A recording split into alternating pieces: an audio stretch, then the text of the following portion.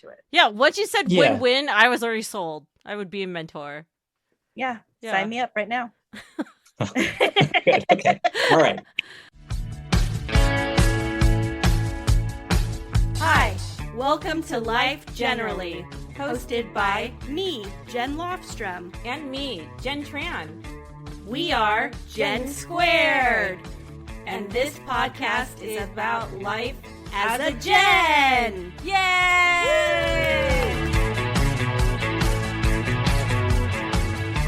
Hey Jen, how's it going? It's going pretty good. How about yourself, Jen? It's going pretty good. Just, honestly, it's a nice day today. It's not too hot, so I feel blessed. You're funny.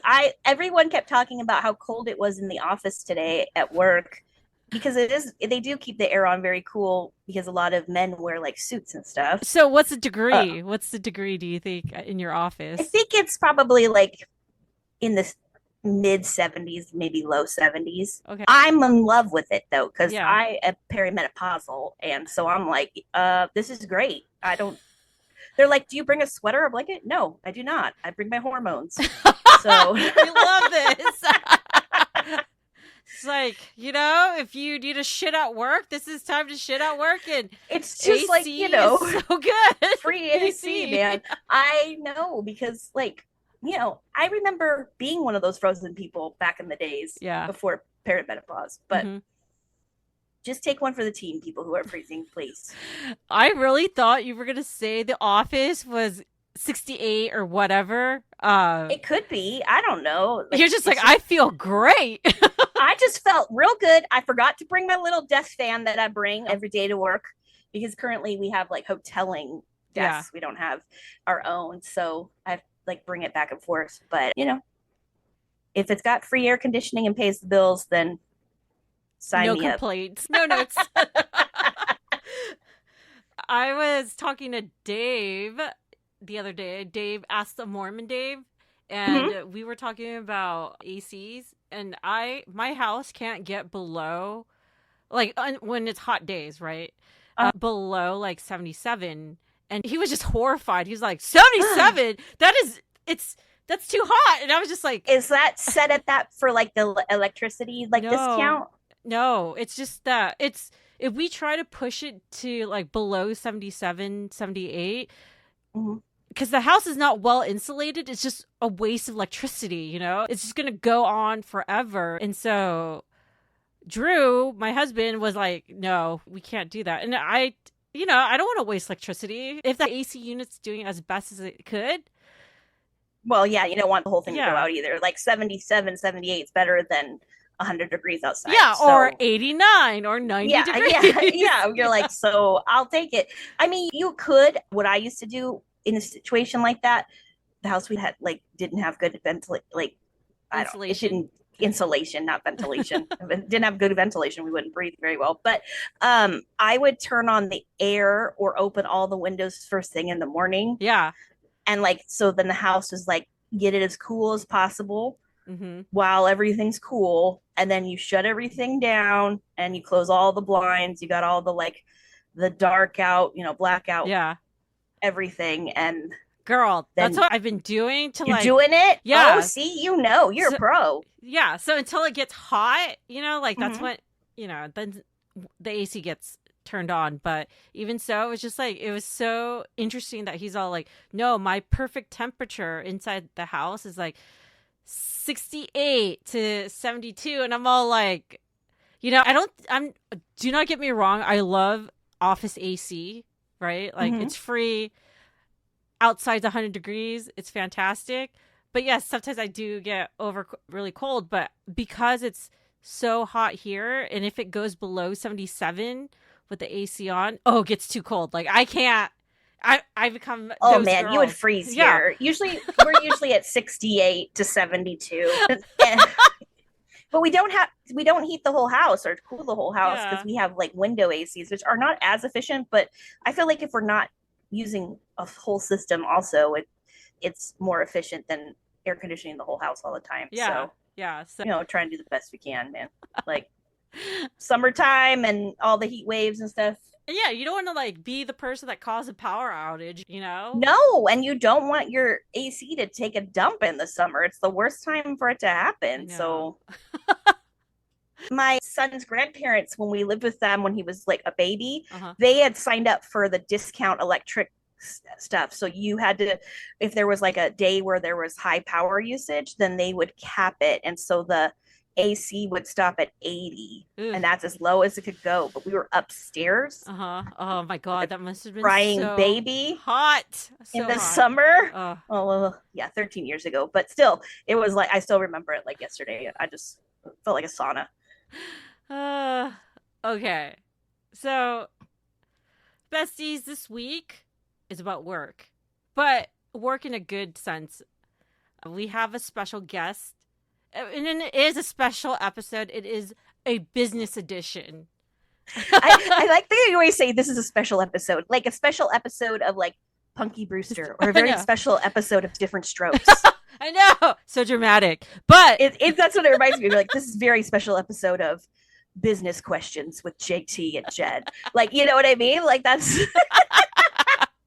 But it is a special episode. It is a business edition episode. It is. So we have a special guest.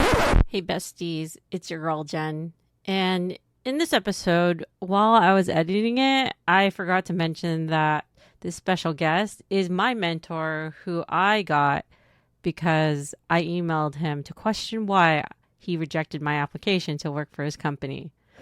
So there's a short story to this long story. So here we go. Hope you enjoy. Jen, could you introduce our guest today? Andrew Liebchen. Besties, let's welcome him. Thank you. I'm excited to be here. I really am. Yeah. Awesome. Thank you for being on the show. Yeah. I mean, I have been looking forward to it all week, actually. Ever since you emailed, I was like, oh, it's so cool. I get to be on a podcast. Well, that's awesome. One of the questions that we were dying to ask, could you tell us your definition of what is a mentor? Yeah, that's a great question, Jen. What is a mentor? I guess it's someone who's further along in a career, maybe, or further along in something that you want to advance in, and they can be a companion to your own journey. I don't know. That's the best I can come up with. Okay. That's a good definition. Yeah, that's a really good one. How do you define mentor? Yeah, somebody with, like you said, further along in their career.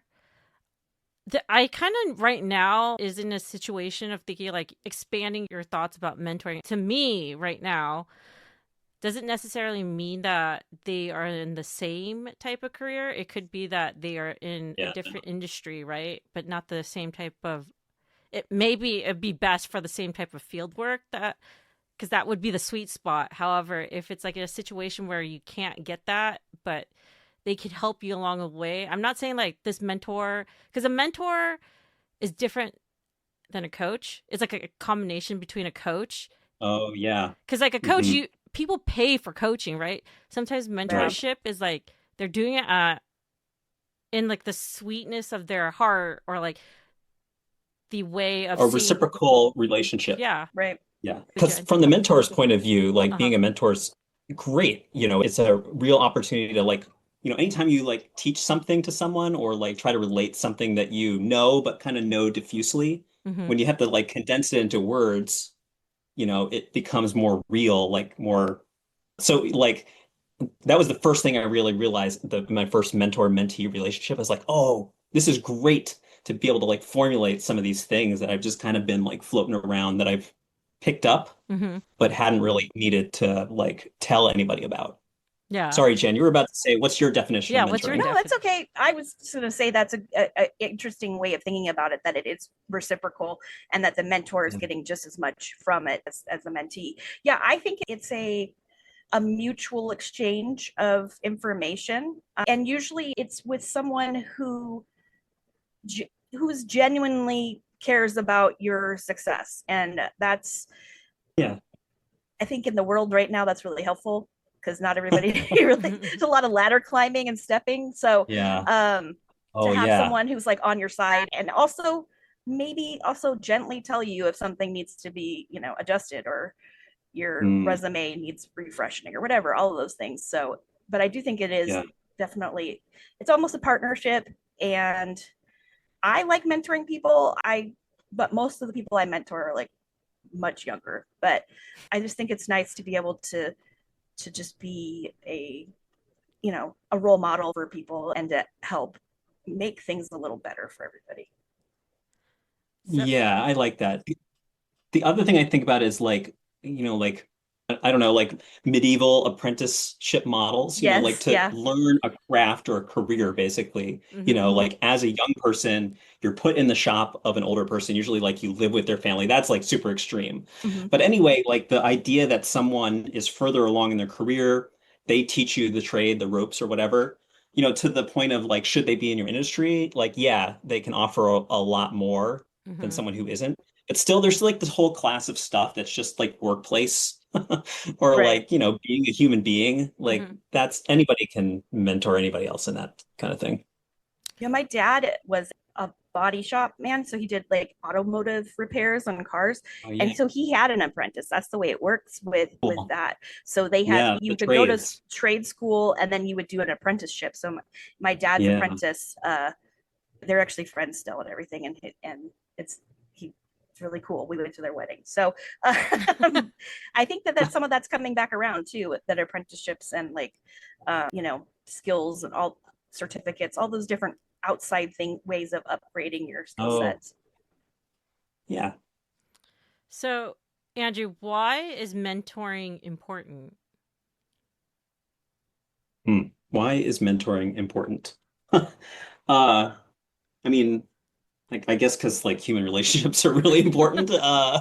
It's just it's just another way for like you to, like, for us as human beings to like give and take to each other. Like, I really think the definition of mentorship really has to have something about the relationship, because the mentor also gets a lot, whether it's like it's so many things. Like, I'm just trying to think of like what benefits have I gotten. The thing I was just talking about of like crystallizing some knowledge, but like also just the feeling of like, it feels good to fucking help someone, Yes, or like, it does. Or like the lessons you can learn about listening, or it's just a good human practice. I mean, I'm not a parent. I'm not going to be a parent. Probably there's a lot of I think there's a lot of the dynamic that maybe you get from being a parent, because, you're also like bringing up someone who is literally way further behind in life than you are. So I feel grateful that I get to draw some of those things from mentoring, like some of those human feels. Yeah, you get to have a connection with someone and see where that goes. Yeah, and it can be like over a long time, and it's like, it's like you're not friends, right? You're not like, there's certain things that you can't talk about. So like the constraints maybe help a little bit.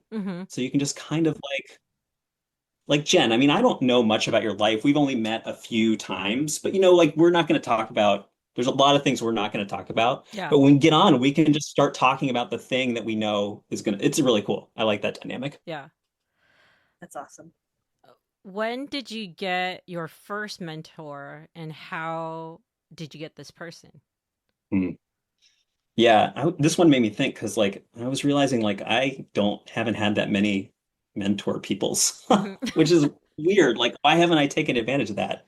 But I had a guy, I think the first one really was, well, shit. I was going to say like a studio professor my second semester in grad school. He just, like, I went to architecture school for grad school. So this is like the first time that you're doing a building in like in the main architecture studio class or whatever. I don't know, like it was like an art school. Anyway, he's like this New York architect, but like from Brooklyn. And he kind of seemed like a Beastie Boy. And I think he just understood my wavelength or something. And he was kind of like, trying to show me that I could just be whoever I needed to be in architecture school. If I was interested in like rocket ships or, weird modeling techniques or whatever, like I could just pursue those things. and then he also gave me opportunities within school. Like he brought me on as his TA, and like that was kind of a way to be a little mentor because you go around like on Wednesday nights, I'd come into the studio. Like these are students who are like at that time like a year behind you, and so you have a half an hour with each student, before studio the next day where they're going to get like, ripped apart because of their, all the stupid modeling decisions they've made or whatever. And so I felt like it was really that was taxing because it's like, what do I tell these people? Like, I don't know. Like, I don't know how to help you with your projects. You're like, I'm only 1 year in I front don't even know of how to do my own damn project. But sometimes I think that that's what people need to hear. Like, it sounds like your professor was real with you, right? And told you to also like follow your authenticity. So I'm sure you probably shared the same kind of things with the students too. So that way, I hope so. It is reciprocal. We should bring special guest. We have someone from your studio that you TA talking about how you. Do you remember? No, like, missed opportunity behind curtain number 1. Do you think age matters for a mentor? Like someone who is younger becoming your mentor. Like, let's say you got a younger mentor, but you're older than them by a decade, maybe a decade and a half. Yeah. Does age really matter, or is it like, or someone like peer to peer? Can peer to peer be mentor mentee? It definitely seems more natural if the mentee is younger, because, I mean, no doubt, peer to peer works really well. I mean, like Jen, I think you and I are probably we're similar age. I think we're in a similar place in our careers, so like. I've learned like there's a certain type of mentor-mentee relationships where it's like, we're kind of the same, and I've had the good grace of like being able to work at like Meta where I got to like interview a ton of designers and like think a lot about like, why are these portfolios and these presentations so shitty? So like, by the grace of God, I have this ahead of Jen maybe, but like, it's not much else.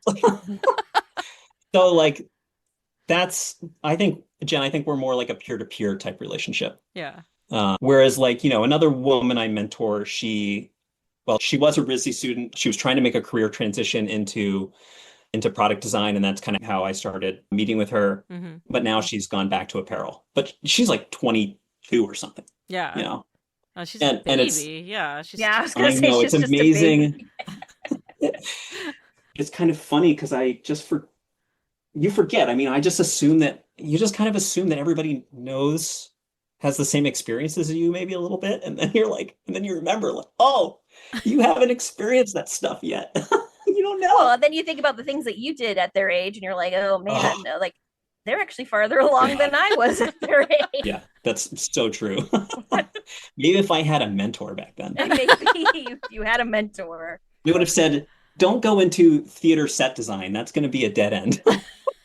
Oh man, harsh words. That's what my undergrad degree's in. Yeah. Is it? Oh. My brother's undergrad is in set design for cool. TV and film, but it's really he does a lot of gig work. It's not steady, so Yeah, that's the industry. That's the industry. Yeah. So, how did you become a mentor? And how old were you? Like, what decade when you started picking up your mentees? Yeah. More formal I think mentorship than the TA. Yeah, no, not. Yeah, that's funny. The TA is like 0 or like prehistory. Because I guess there has been like kind of stages. The first one was a startup I was at OpenGov before. A startup I was at called OpenGov was invested by A16Z, Andreessen Horowitz, the Cohenhead guy. They had like a design mentorship program where they would take designers. What were they trying to do? Designers from their portfolio companies and connect them with upcoming student designers. So they partnered with RISD, and I was interested in that because like I had been to RISD, I made it into product design. Then I had some inkling on like how hard it probably was. It would be I was thinking about my peers, like if they tried to make the jump today. And this is 2011, 2012. So that was the first one. And that was like, I did that for a few years while I was at that company. But it really started kicking off when I started working at Facebook. I started there in 2016, and I was there for 6 years. But, to advance, you need to do stuff to be a contributing designer to like the company. Mm-hmm. And I took on the kind of the interviewing set. And the first thing they have you do is portfolio reviews. And that's where like, so the candidate has been to the recruiter's been like, yeah, this person's like looks kind of legit. Let's have a first screening with the product designer. And they're showing you 3 projects from their portfolio in a half an hour. Was that the format? Half an hour, 45 minutes. So in the course of that, I saw a lot of young designers' portfolios and like just such poor storytelling. Like so just not doing themselves favors, like it's not telling the story of their projects very well and not like putting themselves in the best light. And I guess like my own portfolio at the time, I think probably suffered from a similar thing. It's just hard to step outside yourself and like understand what the recruiter or like the hiring person is looking for. Right. Okay, so that was the next phase, like sucking in all those portfolios. And then I got the opportunity through Facebook in various ways to do mentoring. So like the biggest way was eventually I had an intern. So I was their intern manager. Your responsibility as an intern manager is like you get this person coming in for the summer, 3 months, you give them a project that could be shipped, ideally could be shipped, or like it was meaningful, like it had to be a real project. And you just kind of acted like their manager and guide person through it. So that was really cool. And that was very fulfilling. And so that was like another positive thing. And other stuff was like, I was also going back to RISD once a year to kind of do recruiting. And that one was like, you're sitting at a table in the fucking Rhode Island Convention Center next to like Amazon and Google or whatever. And kids are just lining up to show you their portfolio. And many of them are convinced that you're going to be able to give them a job like there. You're like Willy Wonka with the golden ticket. Yeah, or this is the first step of interviewing at Facebook. And it's like, no, like I'm just here kind of like helping you with your portfolio or like giving you advice based on what Silicon Valley wants to see. So, I mean, that was like, and so you're there for like 4 hours doing that part of it. And you see like 120 kids. It's crazy. And then there's bunch of one-on-one sessions, like, throughout the weekend or whatever. So then all that, then the most recent phase has been people I picked up, just randos, like Jen's been a rando, like applied to my company and got rejected. So took me up on an offer of like talking about portfolio stuff, or like every time there's a Facebook layoff. I was in the first Facebook layoff, so I have a lot of empathy for what that's like. And so every time there's a Facebook layoff, I'm like, anybody who wants to talk, send me a DM. I'll be happy to look at your portfolio, like talk about, just listen to how angry you're feeling or whatever. Yeah. So there's a few people like that. So I've just been kind of picking up these people. And I still talk to like my intern from 2000 and whenever that was. That's good. Yeah. That means you still help them. Yeah. That's awesome. I feel like we're definitely shifting into friends mode. Yeah. Like it's after this point, you're like, it's been almost a decade. Yeah. So. She's got a baby. She's got a child. Like, oh no, you guys are in friend zone. Like it's there. Yeah, she's way surpassed me in life. Like she might be mentoring you. Everyone has. Actually, maybe she is my mentor now. Yeah, maybe she's your life mentor. Yeah, I'll bring that up with her next time. But after like hearing your story about like the looking at portfolios, tons and tons of that, I feel like you should be writing a book. Are you published about writing books about how to sell yourself and your portfolio, how to tell a story and all that stuff? I know there's a lot of books about that in the ether to sell yourself, sell your portfolio, how to get hired in Fang, blah, blah. But man, it's just like, it sounds so fascinating that I think you should be like, how to make it into Fang or whatever. Oh. Well, yeah. I mean, I guess the thing I'm thinking about is, well, the first thing I was thinking like, who reads books? Like, I can't write a book. But maybe you're asking me, like, should I try to monetize this experience? Share your experience with others in a larger platform. Like, so I didn't think everybody about- can get a piece of Andrew. You know what I mean? The mentor. Maybe I should make like a video thing. Yeah. you can. You know, like creators on YouTube, they're like, buy my epoxy table workshop. 3 hours of content, I'll tell you how not to get any bubbles in your river. I had thought about it. That was one thing that I thought about doing was like, like trying to do like a course or something Mm-hmm. that I could sell online or like have a professional, like charge a certain subset of people for time or whatever. Mm-hmm. Oh yeah, like coaching then. More like coaching, I guess. Yeah, back to coaching. Mhm. Yeah. Yeah. Once you pay them, do they turn them into a coach? Yeah. It's a coach. You're not. Yeah, it's a coach if you pay them. Yeah. Because coaches are not free in general. Like, yeah. Yeah. I don't know. I mean, I hadn't thought about that in a long time, Jen. Like the writing it down or well, the other part of what you're asking is like share it with a wider audience. One Yeah. of you said like Yeah. everybody wants a piece of Andrew or something. Yeah. It's like, I'll think about that again. I don't know. It's just like, because you've seen so much, It's like, and also there is a clear point of view and a strategy of how someone can ace this interview or whatever.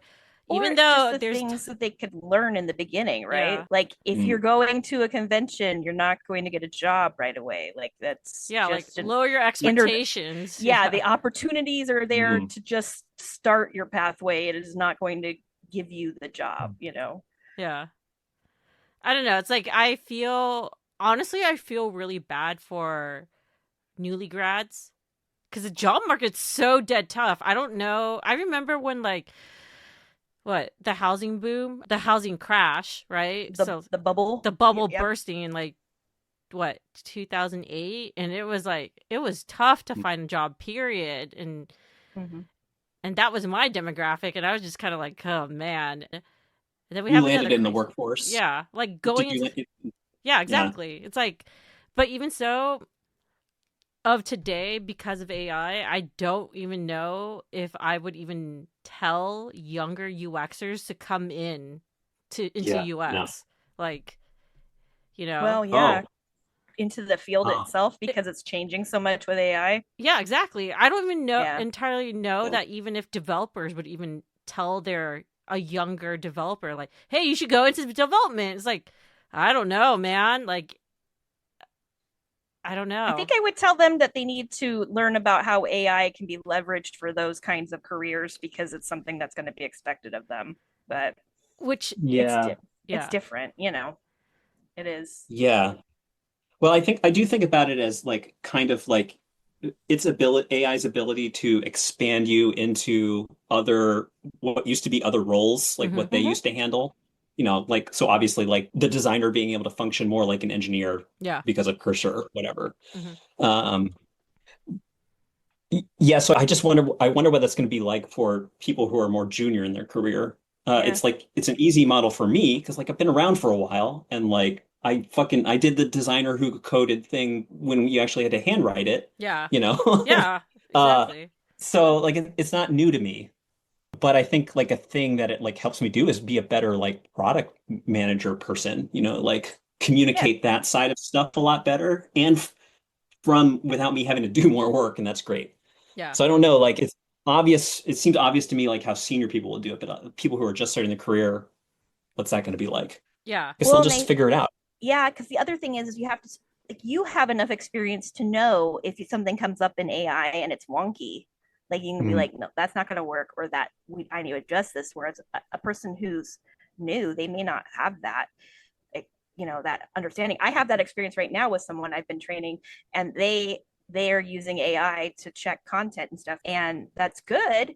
But sometimes I'm like, please still come to me and ask questions, and let's look at AP style guide, and let's do these other things because it's just AI is only as good as input, so you have to have a kind of a magnifying glass when you look at it. Yeah, that's interesting you bring that up. Like looking at the AP style guide, I was thinking about like, you don't necessarily have to learn how to do it anymore because it can just do it. You tell it. Yeah. And then I was thinking that like so much of the valuable time that I put into my work is like actually in Figma doing drawing, because like that is thinking. Mm-hmm. You know, you don't really like, we're designers. You don't really like figure out the problem until you see it kind of graphically and wrestle with it and kind of figure it out that way. So that's been a thing in like the AI blob black box world where you're like, Yeah. I guess, yeah, you're not thinking the same way. And Right, like, you're not gaining that experience, so it's going to be a different outcome. And I don't know, I guess like, you know, like this, I feel like the only reason, I wonder if one of the reasons I think about it this way is from like art school, because I remember them talking about in art school, like RISD was famously old school in architecture, like no computers at that time. Well, we had computers, but it was like the cool kids all drew stuff by hand. You know, they would say things that are right, like, you know, the reason why you sketch first is because it's like there's nothing between you and the brain except the pencil. Like putting it in the computer forces you to be like precise and stuff. Yeah. And think at a new level. So like I've been thinking about that idea for a long time. Like you want to remove the barrier between you and the brain, between like the brain, the representation of the thing you're trying to work out. So that like designing is more like speech. Mm-hmm. Oh, but maybe it's prompting. And damn it, I just talked myself around to how everybody's gonna. But seriously, you're I do going from wonder. fluidity to prompts now. Yeah, I mean, maybe that'll be like we're such a language culture now. Maybe that's like we watch a lot of content and stuff. Like everything we do is content. Even even working now is producing content to the AI. I mean, my job is content, so yeah. Like, I understand that completely. Yeah, it's all content. But I think that the one way I think of it also is that I have a 13-year-old, and so he uses spell check for everything. He never uses a dictionary. Now, that's fine, but my parents were so old school, and I'm Gen X, but we had a giant like 1960s dictionary, and I had to look in there every time. I'd say, ask my mom how to spell something, she'd be like, go look in the dictionary. Go look it up. And I wonder, I'm contemplating asking my dad for the dictionary, because my son he just puts it in his phone now. He's just like, Google, how do you spell? And I'm like, oh no. Well, yeah, I mean, the challenge of looking up something in the dictionary that you aren't really sure how to spell, it kind of becomes like a rhizomatic search. You end up like learning a lot of shit in a way that you don't when you're just like, you Google, find tell all me. of these other things, right? You're like, oh, whoa, what's this thing next to here? Yeah, even encyclopedias, These I feel kids like today. is a lot. I know. Yeah, well, yeah, I think you're right. I mean, I'm sure they've gained some. I'm sure they've gained a lot. So much. Oh gosh, he's got too much information on other ends. But yeah, it's just a different world, you know. Yeah. So, as a mentor, what do you think you actually have to offer someone who is job hunting? Is it connections, industry knowledge, emotional steadiness, or something else?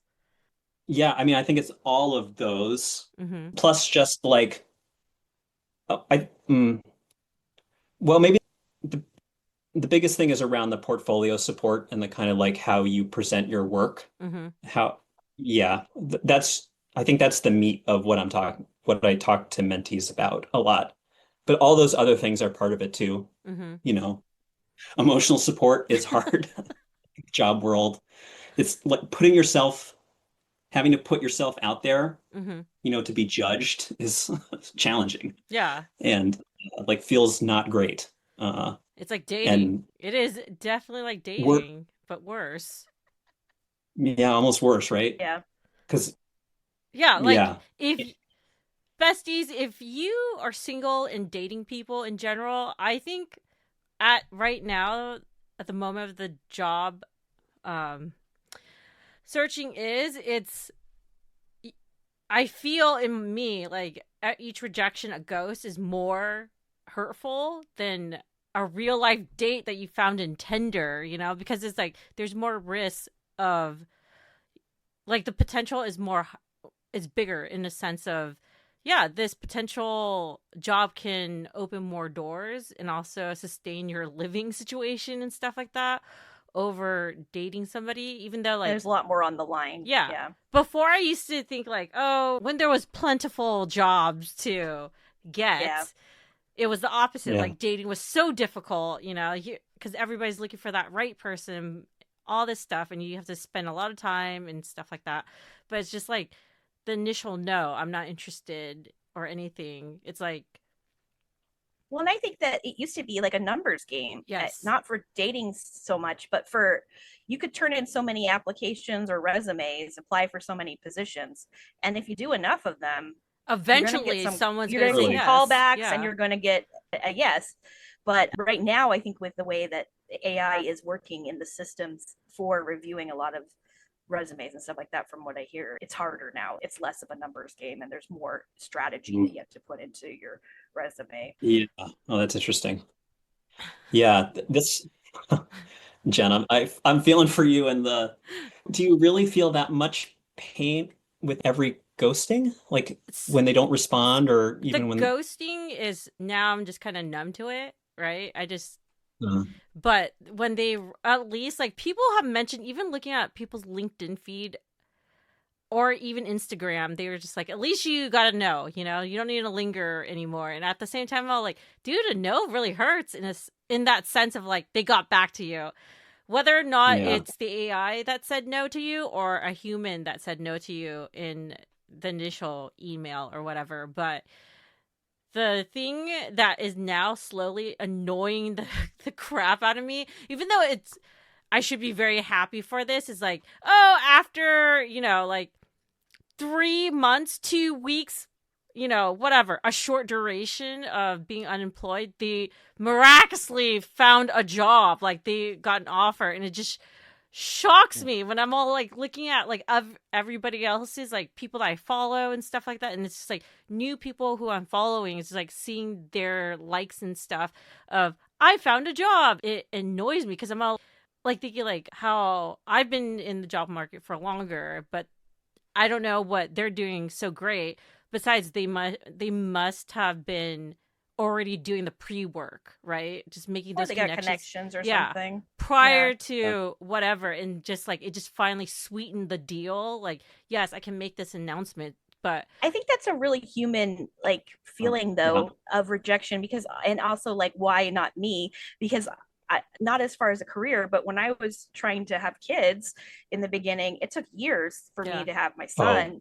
And I would get invited to baby showers. I'd get announcements of all these things. And every time I'd be like, I don't want to go to your baby shower. Like, I want my own baby. Like, what is going on? You know? And so that was always, but then you have to like put on a smile and say, good job. I'm so happy for you.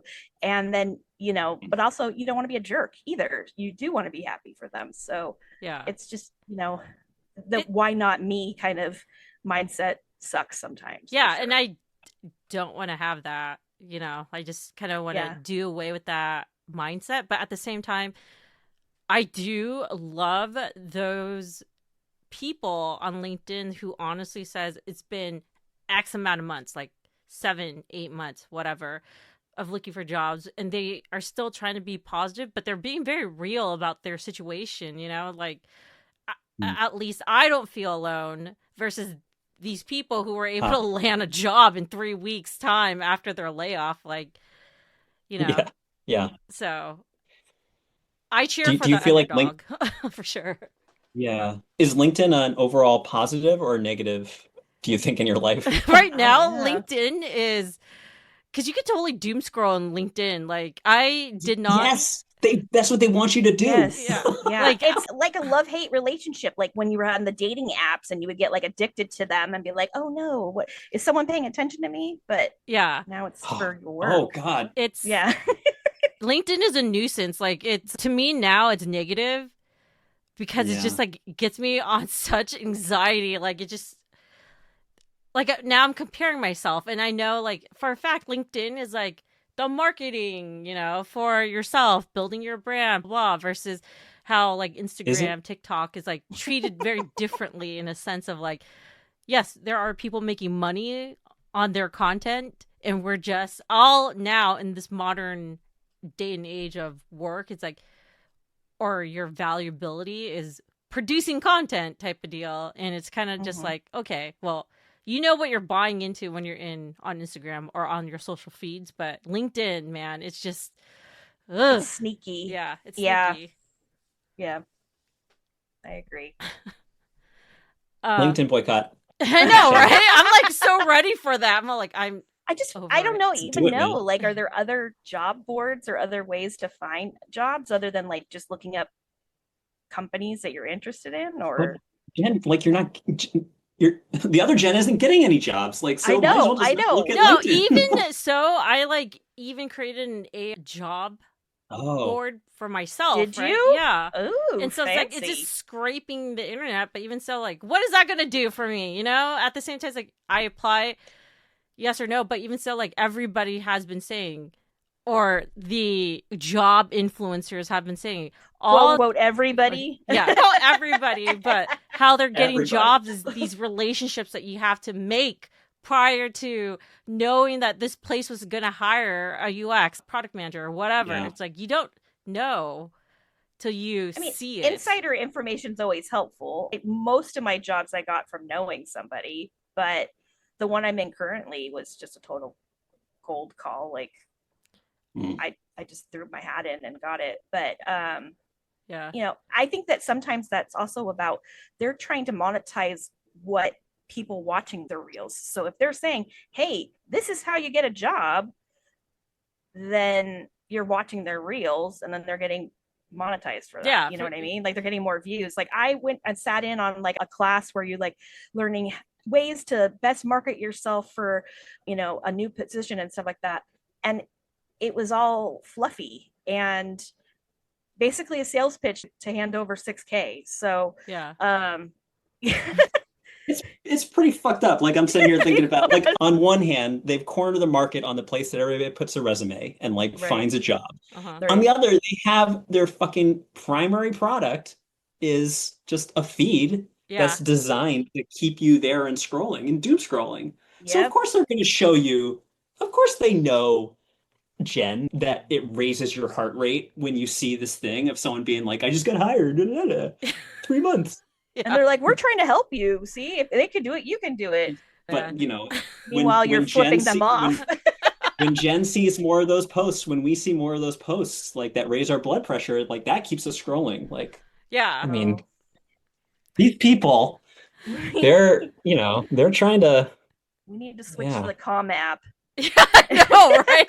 Meditation. Yeah. Wellness. Yeah. What a world. It is hard. I mean, it's because it's like social media and your job put in one place now. Because I remember when LinkedIn didn't have all of the like posts, right? It was more like, here's the jobs, here's my stuff. Hard to remember. Yeah, I'm that old. The good old days of LinkedIn. But now it's like, I see people posting the same thing on LinkedIn that they posted on their Facebook and maybe their Instagram. And I think that's also aged people too. Like, I think that's just too much if they do something like that. If you are marketing yourself as a job guru, that's one thing, and that's your business, that's one thing. But if you're individual like me, Jen Tran, posting everything everywhere of the same content, that's exhausting. That's just so exhausting. Like, don't post about your family, I don't know, just a barbecue, whatever. I'm just like, LinkedIn is not for that. I see that though. I see it all the time, and I'm like, what in the world? Yeah, like, I don't want to know your barbecue. I just, like, if unless I want to give me a barbecue, I know, like a new one. But yeah, I personally do not enjoy that. Yeah. So you're not going to be a LinkedIn influencer, Jen? No, that definitely not. She's going to be like the anti-LinkedIn influencer. I only okay. So the podcast itself, like, so this particular episode is a business edition because we're talking about mentorship, and this episode will be posted on LinkedIn. However, it's going to do great. It's going to do great because don't forget to like and subscribe, viewers. Exactly. If you give it a support in the LinkedIn. Yes, I know. Yes. For sure. But I don't post like every single episode of. No, because we have a lot of random episodes. Yeah, so like, is this? You didn't post Mall Dreams one? Yeah. No, we did not. Mall Worlds was not posted on LinkedIn. Yes. Although maybe that's a missed opportunity. I don't know. I maybe I'm just a purist. It's all about commerce. Yeah, it is about commerce. It's about how it's in our subconscious now, right? That show gave me feelings, you guys. Well, I'm glad it wasn't just me sounding crazy. I pitched that show to Jen, and she was like, "What?" Yeah. Like, what are you talking about? That was such a so crazy sensation. Like, I was just like, what is this? Yeah, it's like the Matrix, But cool. Are there mentors in Mall World? Oh yeah, are there? Would there be? I think Jen would be one because she just. Jen, why don't you think about dreaming about a mentor, and maybe I'll appear in Mall World. Maybe. Maybe it'll be me you'll for have real. To wear like a duck. Yeah. That way they know it's you for real. Or something. But I can't. That's the thing I don't understand. I can't tell you ahead of time. I know, right? I have to have the intention. Okay, I'm thinking about what I'm going to wear. I'm not going to tell you. Then, Jen, if I ever do appear in your dream, you'll tell me what I was wearing. Okay, that sounds like a deal right there. Wait, okay. That's science. That's 100% science. Was it? All right, I know what I'm going to wear. But was it? I got it. It's locked away. If you there was a sign that I think Lindsay mentioned was like, if you have a butterfly. And you told the person. But if people say that, though, is it there because someone said if they have a butterfly that they're there? That's why it's there. Right. It's not there because that's what dreams are. Right. It's because you're thinking, your subconscious is hearing that and then going, now I'm going to put a butterfly here with Andrew, whatever. Like, that's what's going to happen. That's I mean, just know I would be wearing the craziest thing possible. So if I'm really there, I already wear crazy stuff, so I really can't wait to see if I do turn up into Mall World, because we can really set this to rest. I know what I'm gonna wear. I know what I'm wearing the next time I go to Mall World. He's gonna become the Mall World mentor. I know. Oh my gosh, you might get like a park fucking bench. On Mall World LinkedIn. My DMs are gonna be exploding. That's awesome. Gen Squared Universe, Extended Universe. It's reaching over to your subconscious. Yeah. That's how we're going to get the viewers. We're just going to advertise in Mall World and famous. Yes. Okay. As a mentor, is it important to mentor people who are unemployed or in their job search? What would you think a mentor would do and give for them to the mentees? I mean, I think it's pretty valuable because I have a lot of people I talk to that are, I think most of the people I talk to right now are, well, is that true? Yeah, most of the people I talk to now are out of work, and seems like there's a lot of people out of work. And as we were just talking about before, Mall World, like, it's kind of inhumane, like the way that the stuff has turned in, like the system has turned into. Yeah. So it's really just emotionally tough, and there's a lot more competition. So I guess I try to, like, there's the hard things that I can offer, let's look at the portfolio and let's talk about the portfolio and how you're telling your story, and try to, depending on, I try to listen, figure out where the person is and how they're thinking about stuff. A lot of times when we try to present our own projects, we're still kind of stuck in, like what happened during that project or our own hangups or, or whatever. Like, that's how it is. But, an employer doesn't give a shit about any of that. There's a whole different, you have your blind spots. Yeah. And they have, we all have our blind spots. Yeah. So I guess that's one thing. And then I do a lot of empathetic listening on like how shitty how much just emotional struggle it is to kind of be unemployed, find jobs. Yeah. How do you balance that? I was unemployed for a period last year. I remember. Yeah. And like, I'm like super senior. Sorry, I'm cursing a lot. Is that a problem? This is a curse. Yes. Podcast. So it's all good. And it was hard. Like, it wasn't as bad. Like, I don't think my stats were as bad, Jen, as yours sound like they are. But like, for me, I was shocked. I was like, oh my God, this is the first time I've had to, this is like white boy shit. Like, this is the first time I had to work really hard to get a new job. Yeah. But at the end of the day, Jen, like you were saying, it turned out like I got a job from someone I knew, like a personal relationship. Yeah.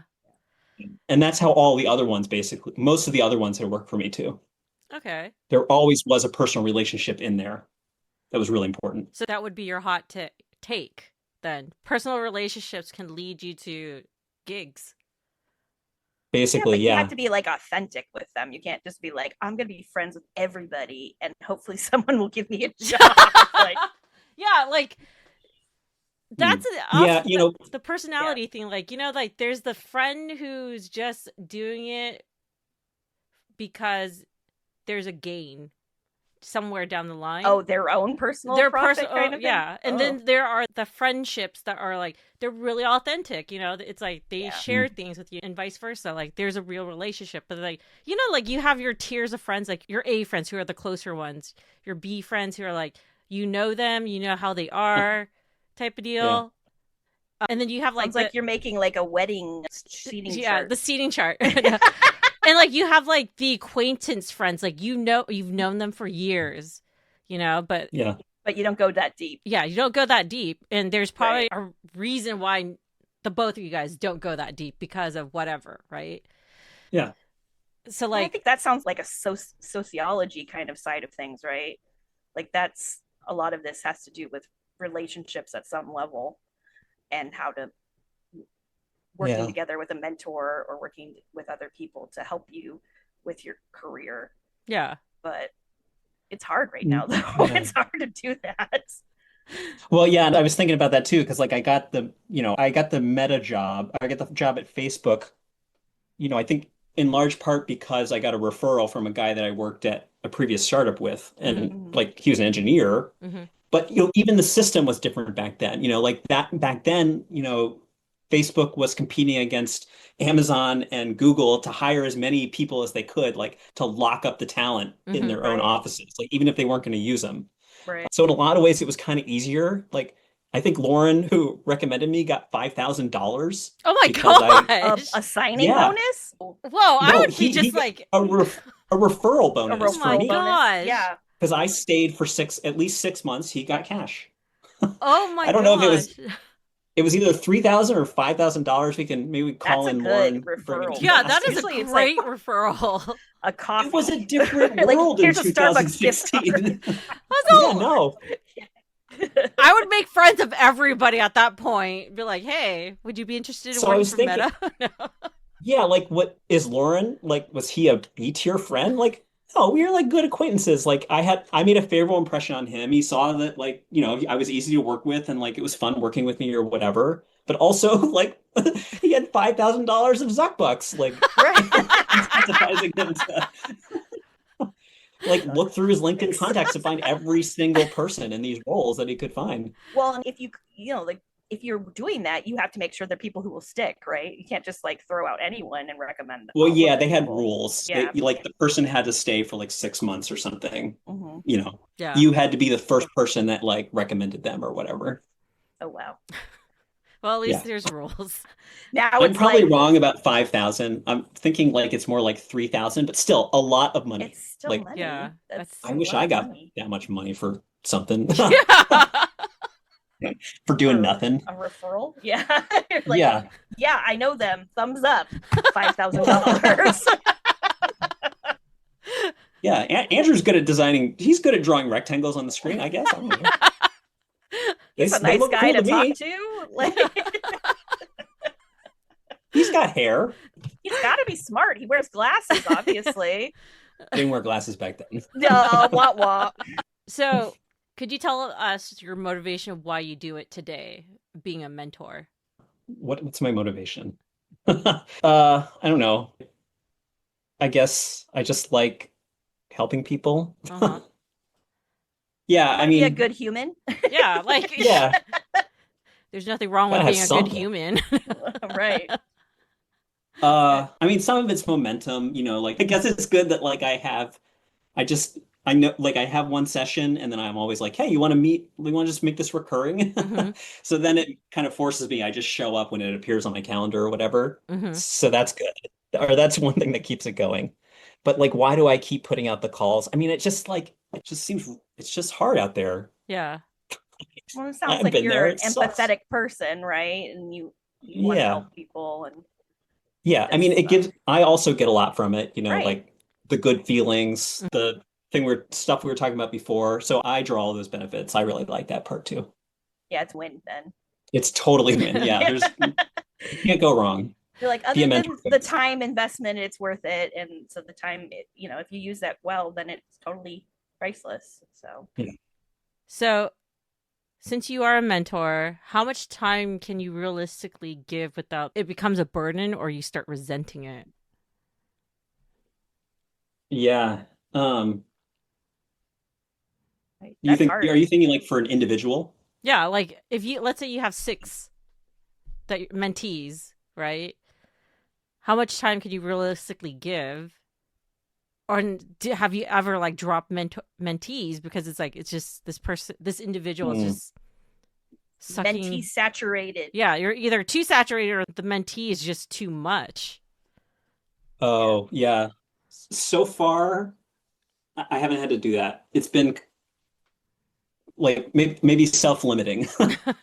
So like I'll just keep showing up, I guess. And well, there was one person recently where it was like I was thinking I'm gonna have to drop this because it was not going anywhere. No fault of their own. Like they had challenges in their personal life that was just they didn't have time to invest in what we were doing. But that one ended up just being kind of paused for a while. Like I kind of hope that like things will shape up or like things will like kind of work out in their own life, and when they're ready, like I'll be here. Yeah, I guess that's the way I look at it. So far, I haven't had enough mentee relationships to really like impact my time a whole lot. So in aggregate, it's been a fine outlay of time. it sounds like you also like can do that. Like you can control if you're going to have too many things going on, and so you're self-aware. Yeah, I guess it's self-limiting because I don't do too much to try to get new mentees, I guess. Mentees come to you. Like, yeah. Well, I get nervous. Like when I decided, like I was hovering over the form email in the rejection for the watch duty job, I was like, do I want to offer this to everybody? Or do I just want to like only a few people? Or like I just decided like, okay, there's an X number of people that are going to see this, so it's not going to be that many. But I did still feel like worried in that moment that like I'm going to get in over my skis here and like too much of a time put in. It was only 2 people came back to me on it, and so like that's like 2 hours a month. It's like nothing. Yeah. It's like nothing in time wise, but like I don't know. I mean, I really look forward to our time together, Jen.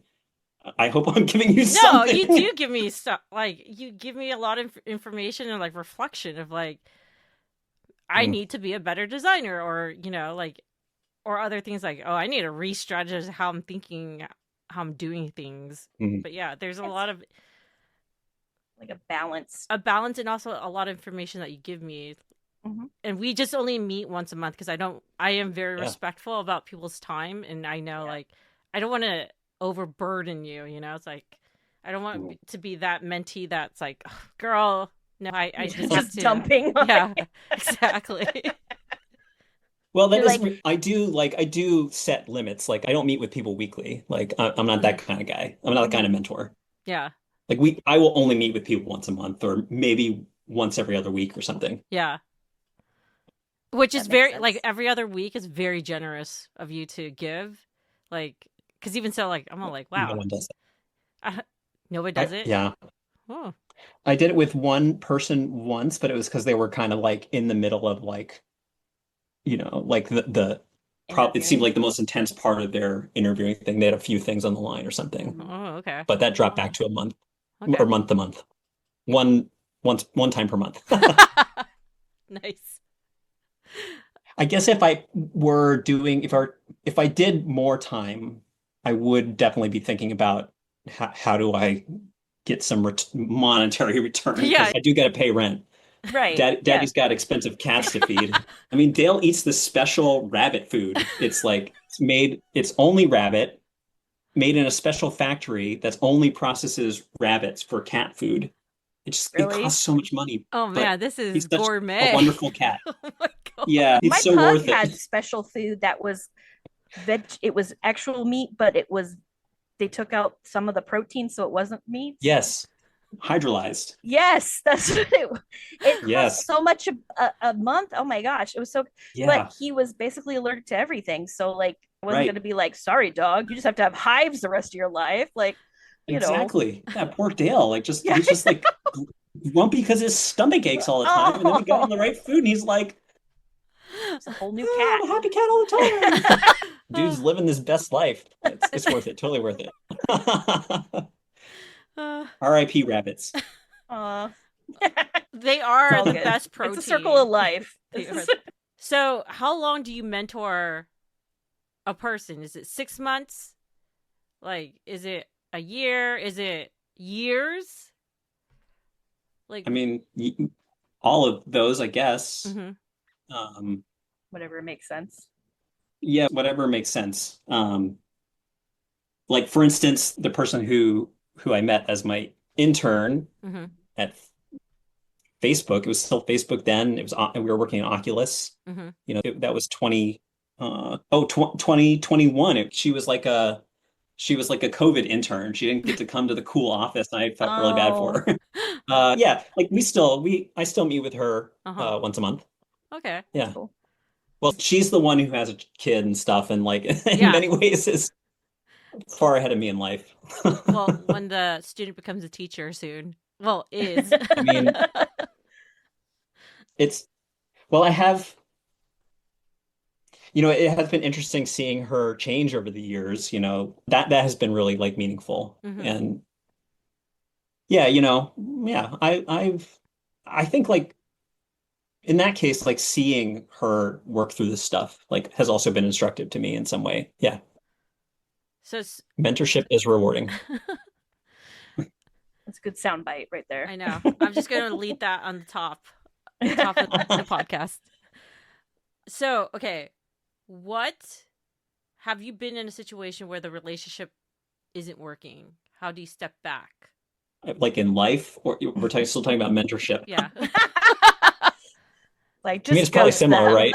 Well, like I was telling you, I don't know. I haven't had this situation yet, but like I did have someone and like was getting to the point where I thought I was going to have to tell them, but I was delaying because it's like uncomfortable. Yeah. I mean, but that's really real, right? Like, you don't want to. Someone's having a hard time. You don't want to be like deuces. Yeah, so far it's been kind of self-limiting in that way. I haven't had to fire anybody. Yeah. Either like the time just ran, like they moved on, or we moved to another phase of relationship, or or there were other constraints. Like I was doing it within a program and the program ended. And so like we just lost touch. Ending. Okay. But in case you go into that situation, like a pitch for somebody who is a mentor, they are feeling that this relationship isn't working and they want to step back. What type of advice would you give them if the mentee is kind of like, let's say the mentee is kind of, I don't want to say difficult, but just like the vibes are not working. Yeah. I don't know. I'm thinking about how would I handle it with this person, this person I was alluding to. Maybe the move is to be like, well, one thing I do for every once in a while is try to check in when I remember, try to check in, like, how is this going for us? Like, are you, Jen, getting like help from this? What could I be giving you more? I probably haven't done this with you. If I were a professional mentor, I think this would probably be a regular part of the practice. And maybe this is one reason why, because it's the opportune moment to like fire the client. So maybe with this person, I would probably bring it up that way. Like, let's talk about like what we're doing here. Yeah. How we're getting value out of this. Yeah, because we started this relationship to do X and we haven't done it yet. So maybe it's time. Yeah. I actually like that. I don't know. I like that. Like, it's a nice reframing, like to remind the mentee why they selected the mentor and just to be on track. Because it's like, yeah, people... sometimes I do reflect, like when I'm thinking back of my mentorships as a mentee, not mentor, of like, it's kind of like, the relationship has taken its course, but even so, like, what is there to talk about, like type of Yeah. deal. Yeah. I like that. I guess in that case, if it doesn't progress into more mutual, like a different type of relationship, Yeah. like, well, yeah, for the person who was my intern, I mean, we don't talk about work stuff anymore. We talk about work stuff as colleagues or friends, Yeah. Right. you know. Yeah. And it's definitely moved into one of those tiers of friendship. Whereas, like, I don't think that mentorship, mentee mentorship is even in the tier of friendship. Like, it's some Yeah. other kind of friendly relationship, but not a Yeah. friendship. Yeah. It's evolved. Yeah. We talk more about what I'm doing than we Yeah. talk about what she's doing a lot of times. Nice. I like that. I really like that for you. Like the change of that. Yeah, that's cool. It has been cool. So Not that- She'll like, I'll send this podcast to her. She'll like it. yeah. You Or we talked can have her about on me. next week and see if what she has to say. Yeah. She's actually behind curtain number 1. So That would be why incredible. why do you think people hesitate to become mentors for someone who is job hunting? Is it time? Is it uncertainty about offers of what to offer, or is it something else? I mean, it's probably both of those things. Mm-hmm. But I would reverse the order. Like, I think I would assume that most people probably feel like I don't have anything to offer. Mm-hmm. I barely, I think we all feel this way. I barely even know how to do my own damn job. I barely even know how to like put my underwear on in the morning, much less like fucking tell anybody what they should do. Giant feral child. So yeah. I barely got this job that I have. Like, I'm constantly worried about losing it. Like, how can I offer anything to somebody? That's probably like a pretty common feeling. Yeah. Imposter syndrome too. Yeah. Oh, yeah, totally. Yeah. It takes it to a new level. Uh-huh. I'm sure. Because Yeah, because suddenly you're, someone's like, looking to you for your responsible. expertise, and you're like, Yeah. just a regular person, just like you. Yeah. So I guess the next natural question is like, what do I say to a person like that? Yeah. I think it's just like, yeah, you just be like open about it. Yeah. But when you start getting into it and like you start getting questions, like you just start talking with the person, you get questions, you realize like, oh, there are things that I have come to understand or know You or can have contribute. experienced that this person doesn't know about yet. Or even if it's just as simple as what we were talking about before, like the outside perspective, someone can see the blind spot you can't see. Mm-hmm. Like that's any human can offer that to basically any other human. Yeah. You a person who could recognize when a layoff's coming now? No. Oh, like yeah, well, because here's the deal, because like I have a friend who I was like, I'm pretty sure there's going to be a layoff at your company, and she kept saying no. oh. And because like they had these meetings, and it was all the things. It was like, we're not going to do layoffs, we're just going to streamline. And I'm like, and and they're like, we're just going to. We're talking like quarter. Yeah, exactly. And they're like, oh yeah, we're not laying off at this quarter, basically. Yeah. But they would also say like, oh, we've reevaluated the roles so that people make more money in their roles for the job market. Yeah. And I'm like, they're reevaluating the roles to see what they could cut. Yes. And I feel bitter saying that now, like jaded. But I think that if you've been through enough layoffs, like you can see some of those signs in advance. And I like warning people when they start telling me, I'm like, oh, okay, you might need to start looking for a job. I'm like, I don't want to be like Chicken Little and the sky is falling, but I also like, I know from experience, like there's some signs, I wonder, I mean, I don't want to ever go back to big company, which is like, probably the place where that knowledge comes in handy. Yeah. And since I experienced the first round of the Facebook ones, or the Meta, it was Meta then, like that was both the fact that the layoff was coming and that I was on the list was a shock. Like, no, yeah, you're like, how is this happening? Yeah. So, and then like, the people I still talk to or the people I continue to talk through the years who are still there, just the stress, like it just became like whereas it used to be in the good old days when money was free and swag was everywhere, like it was very much like a monetary incentive to like do good at your work. Like if you get the exceeds expectations, it's 150 times bonus multiplier, and that can be like Well, for me, it was a low 5 digits. For an engineer, it could be 3, it could be 6, Yeah, right. like it's a lot of money. Not to Yeah. mention the stock and shit. Like, so Yeah. there really was like incentive Uh-huh. to like, try to do good work and like try to like, like do something real, like hit some metrics or whatever. But it sounds like nowadays it's like, if you don't do it, like you're gonna get your head chopped off. Yeah. I think it was a mistake for us to all like delude ourselves that like these corporations cared about us as people. Like Mark Zuckerberg was thinking about how warm it made him feel that he gave us all really great micro kitchens. Like, no, that's not, no. The only reason they catered to us like that back then was because they just had to hold on to more talent than the other companies, than the other big companies. It was in their corporate interest. Yeah. And now it's like, actually, we could just keep everybody in fear. Right. Feed them to literally at Meta, literally feeding them to AI before they fire them. Like, you hear about that? Like, just tracking every single thing that they do to train AI. Yeah. And then they fire them. Yeah, I heard that. I was just kind of like, they don't care. It's, man, We the really golden should've days of working of like good companies are gone. That's what it just sounds like. It's gone. No. Oh, my parents were always like, why do you keep going to different jobs? Why do you keep getting laid off? I'm like, it's different. Like, just take your resume and walk in the front door and say, can I have a meeting with Mr. Boss?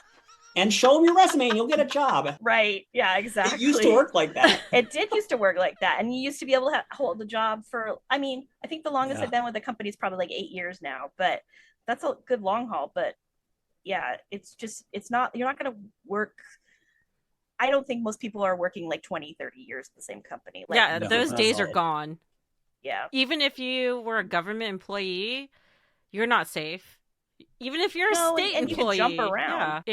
Those days are gone. Don't be comfortable, basically. Yeah, it's a very doom and gloom. I know. Sorry, besties, for the doom and gloom. Do your parents understand? Have they come to understand better, like what the reality is like for us? I've told my parents. So. My mom was like, kind of like, why don't you work for the county? She's been pitching this ever since I was 20. Okay. And you get a great pension. Yeah, I do have a great pension. Yeah. And I was just like, no, this is where your soul goes to die. Like, because working for the county, even though you have great pensions, the payout's great. Even so, even the county does lay off people now. If it was 15 years ago, of course they wouldn't, but now they will. Well, and so many people are looking for jobs elsewhere that are more permanent. So then even if you're applying for county or government jobs, there are so many people all applying for it that used to maybe do corporate jobs. Yeah. Same problem. Yeah, exactly. So. Well, what would you want to do if you had a county job? Oh, you could have any county job in the Orange. You're both in Orange County, right? Yeah, Orange County. Any job in Orange County. Any county job. Would you be on that paving crew out there? Shoveling asphalt. I think shoveling asphalt would be probably the better job versus like trying to innovate or update the system, because oh man, it's to be an IT professional in the county government. It is one of the worst jobs to be in, like, because you're fighting for your people. Are so old too. Yeah, and like they're using such out of date stuff. Yeah, like at least I think Parks Department's probably the way to go. Yeah, for sure. Parks like, Rex, yeah. Right? I'm going to go weed Ramsett Park the next 2 weeks. See ya. You get a truck? Yeah, you do get a truck, and they pay for your fuel. Yep. They're cool trucks too. They got like tools in the back and everything. Yeah, that's true. Yeah. And insurance is covered on those too. Yeah. Yep. And you get a great pension. For sure. But Jen does not want to rake leaves at a park. So I don't know, man. Now I'm all thinking outdoors sounds nice, right? It's nice. Like, we should all just I wish we could be parks rangers, but those jobs are gone too now. Yeah. So. Look at Yellowstone Park. You have like tourists walking onto Oh yeah, they were walking around the geyser stuff. Exactly. I'm all like, this is what happens when you don't have enough rangers at the park.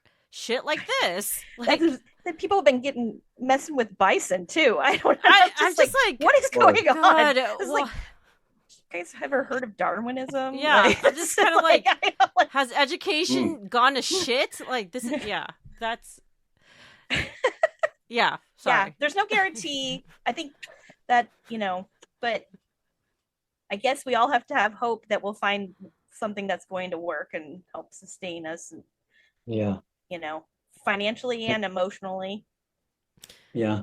You could work as a wildland firefighter. Oh my gosh. Those people make a lot of money. They do make a lot of money, but you the could risk do a is very hot shot high. and like jump in with a parachute. Well, yeah, but most of them don't make a lot of money. But I mean, it's like a good job. Fire watchers, they just sit in the towers They sit in the towers.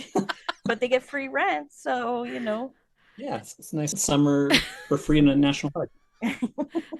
Food delivered by helicopter. Oh, wow. That'd be something. Or you have to hike it up, I guess. Okay. Andrew, can you pitch why people should be a mentor? Elevator speech. Yeah. Yeah. What is the elevator pitch for being a mentor? You have a lot to offer. There's a lot of people out there who could use it. It feels good, and like we said, it's win-win. Yeah. Mm-hmm. It's good. It's like good for you as a human being. It's good for the other person. There's very little downside. Nice. I don't know if that's a great elevator pitch, but I think that's a pretty good elevator pitch. It's a win-win. You're being real. Yeah, it's win-win. win-win. And it's mutually beneficial, and it doesn't take that much, time. Yeah. It's worth it more. The time is worth what you invested to it. Yeah, once you said win-win, I was already sold. I would be a mentor. Yeah. Sign me up right now. Good. Okay. All right. Okay, where should people meet their mentor then? Yeah, I don't know. I mean, I guess it can be anywhere. Workplace is probably a pretty obvious one, but I don't know. Do we have workplaces anymore? A lot of times, well, sometimes it can be informal, right? Like, right. There's someone on your team or an adjacent team, you meet them in the lunchroom, or, and maybe you kind of have a mentor-mentee relationship with them without it being formalized. Mm-hmm. A lot of workplaces try to formalize it or do the job by having someone like a lead or someone who's not responsible for your professional development, but is there to help you, someone a little further along to kind of listen and guide your career at the company. Mm-hmm. I mean, I guess LinkedIn, right? Yeah. That's where you find You can. Yeah, you can. I mean, and that's also how would you it must be hard though to it's not like you can reach out cold to people. So I guess on LinkedIn you need to just be paying attention to someone who's offering. Yes. I mean, maybe that's a thing you can do is is there someone in your network that you admire? Yeah. Oh, another good way is have someone help you with this. I guess in startups, it used to be that my manager at a startup I was at was we're going to get you a coach or we're going to get you a mentor. Mm-hmm. And they found someone in an adjacent company or something for me to talk to. Oh, that's cool. Yeah, so maybe that could be another way is maybe reaching out to somebody else and saying I need a mentor, help me find one, or can you connect me with this person, or I don't know.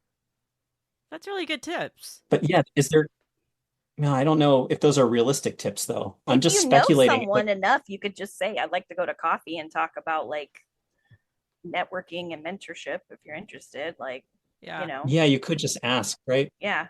Or because I think that sometimes we make things harder than they need to be. If someone asked me to be their mentor, I'd be flattered. I'd be oh, cool, sure. We have to make sure what it is first, that they don't think I'm just gonna do their job or something. But yeah, I mean, it's certainly easiest in the workplace thing, especially when there's a program or you have a manager where you can say, I need some coaching or I need a mentor, someone who's a little further along as a designer. Smarter managers in big companies that kind of have this resources will be on this already. They'll be because they're incentivized. I need to get Andrew promoted to level 6. he's lacking in some areas. I can't coach him, so I'm going to find someone in an adjacent organization. They're also going to be able to put on their PSC, their performance report, that they're mentoring Andrew, so it's like kind of like business world Zuck Bucks, like beneficial to everybody. So that might be the most obvious way. If you have a manager and you feel like you could use a mentor, ask them to help you find this person. Or a past manager that you're still in contact with. Oh, that's a great idea. Yeah. If you had and maybe that person could be your mentor. Maybe like now that they're not your manager, it's more amenable to that kind of relationship. Yeah. But it can also, I'm also wondering, like, I'm thinking about for myself, because I said earlier, like, I don't have a mentor and I've never really had a mentor. And I'm thinking about like right now, trying to do new things in life that like I have people like, they're not exactly friends, but I've met them and they're helping me and I like listen to them. So, it's kind of like trending in the mentor-mentee direction anyway. But like, I'm not going to go to her and be like, oh, you're my mentor. But I will behave like in a lot of ways. Like I try to encourage her to behave like my mentor. Right. By like, you're trying to cultivate asking, that a little bit. Yeah, listening. So, maybe there's like a softer way to like insinuate yourself as a mentee with someone that you think could help you or you admire or whatever. Yeah. That's a good hot take. Like, a soft opening or a soft touch of finding a mentor, even though they don't know that they may be a mentor, a good mentor. It's a good hot take. You'll wake up one day and they'll be like, oh, I think I'm Andrew's mentor. I hope they don't listen to this podcast. They'll be like, that's weird. Why is he wearing a shirt with a butterfly on it in the mall? Exactly.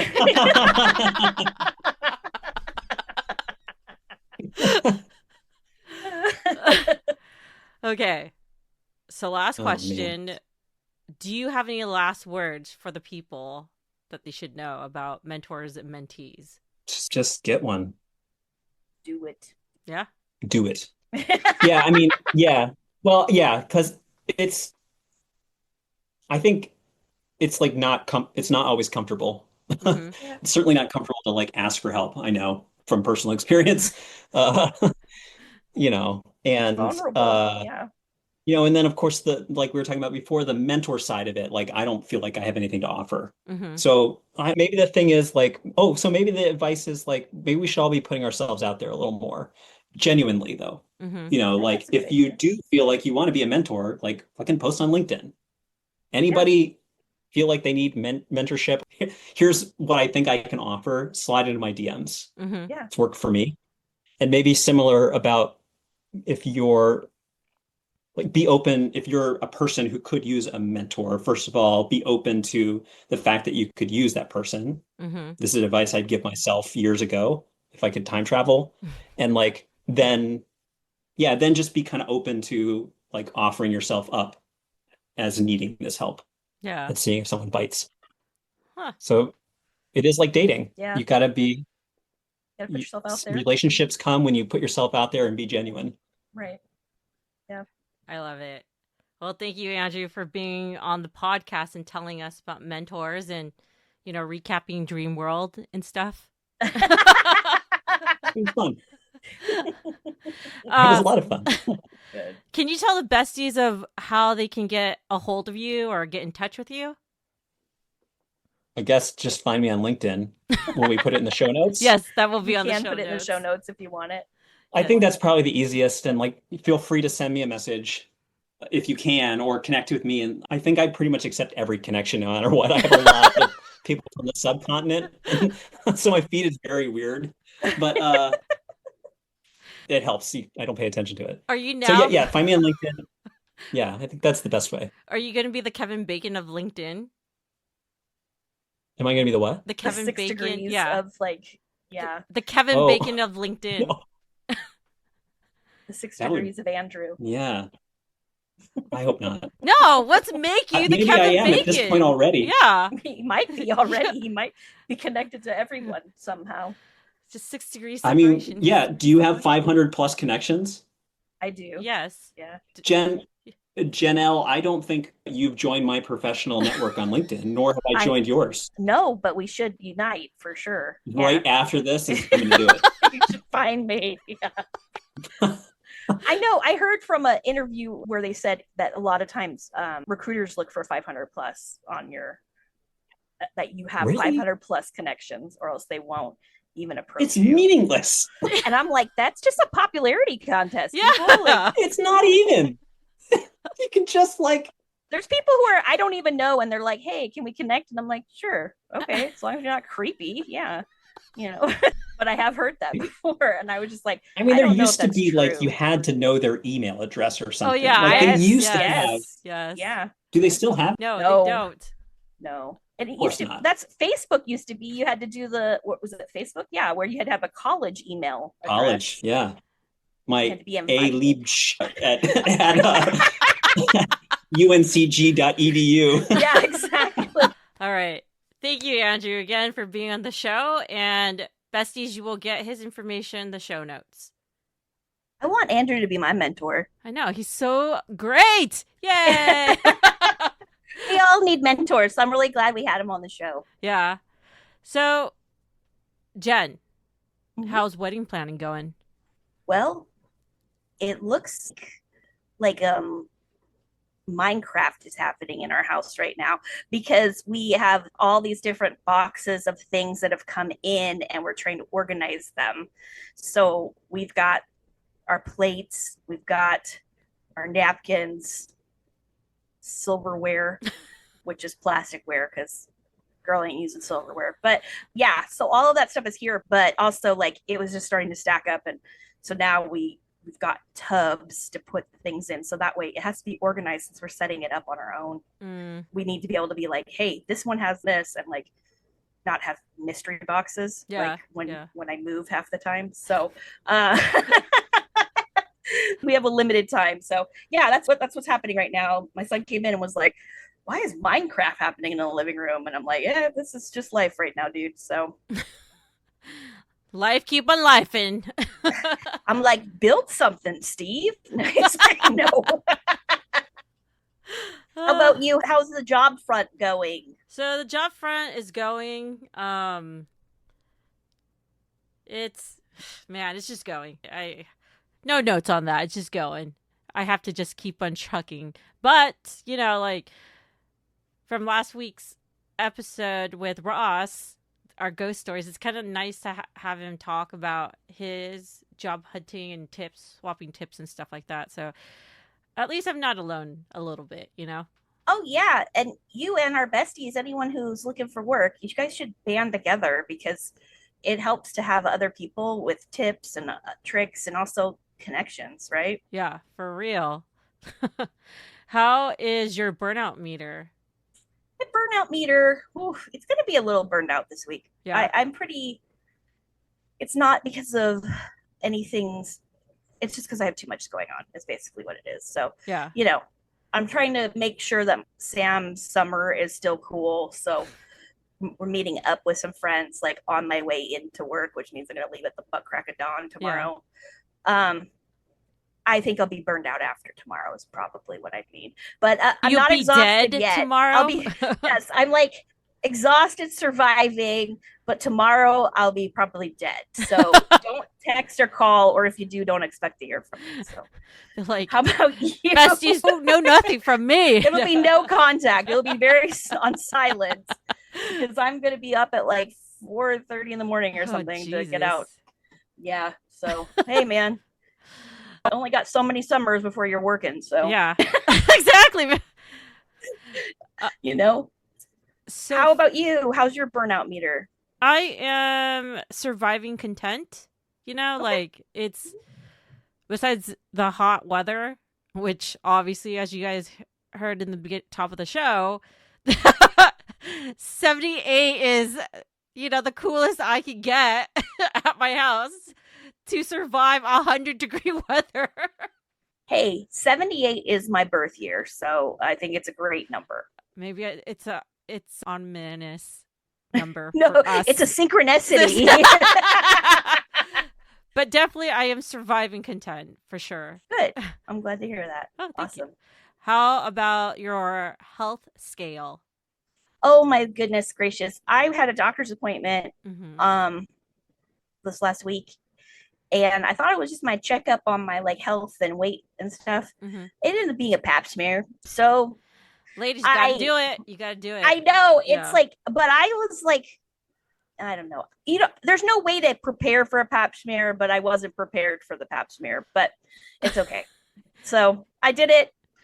Everything's come back negative already, so we good. So you're at 10. That's what it is. I'm like a 10. I got like perfect health from my pap smear. So yeah, it's like a 10. Yeah. I'm rocking it right now. What about you? What's your health scale? Okay, the mosquitoes have been feasting on me. I have a mosquito bite on the side of my face, my arm, my leg, and it's 3 bites. And I don't know if it's a new species of mosquitoes, because normally regular mosquitoes, I can hear them. This one is like the silent killer, man. It's just, it's coming after me, and it's living somewhere in my house, particularly on my couch, because that's where I get bit. And I like sprayed bug repellent on the couch, on myself. Do you have any of those Zevo things, like the light up thing? Oh, girl, I am so close to getting one. I have a catchy too, and I'm just like ready to go nuclear because I am so exhausted with this. I recommend the Zevo because we were having problems with the fruit flies or whatever. Yeah, coming on some of the fruit we get, but yeah. So my health scale would be a 6 right now because I want to like scratch my face because you're scratching and hot. Yes.